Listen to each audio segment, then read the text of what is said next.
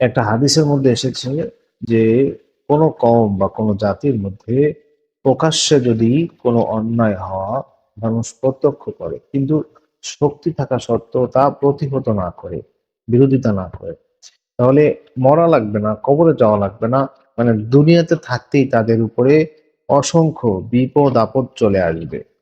তাহলে বিপদ আপদ আসার একটা কারণ আমরা পেলাম, যে অন্যায়ের প্রতিবাদ না করা।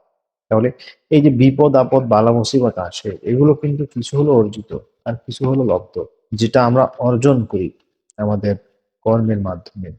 এটা কিন্তু আমাদের কর্মের মাধ্যমেই বন্ধ করতে হবে। বলতে পারেন যে অন্যায়ের প্রতিবাদ করতে গেলেও তো বিপদ আপদ আসতে পারে। হ্যাঁ, আসতে পারে, কিন্তু সেটা হলো লব্ধ।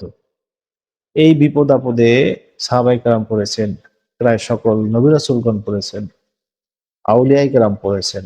তো আপনি তো তাদের পথিক হয়ে গেলেন।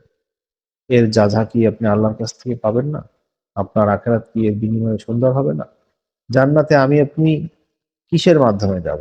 যেটা নবী রাসূলদের পথ, সাহাবায়ে কেরামদের পথ, সে পথ এড়িয়ে আমি যদি কোনো আ ফাসিকদের শেখানো, জালেমদের শেখানো, তো তাদের শেখানো কোনো রাস্তাকে যদি আমরা আমাদের নিরাপদ মনে করি, সেটা আসলে নিরাপদ কোনো রাস্তা নয়। সেটা মূলত ভুল রাস্তা।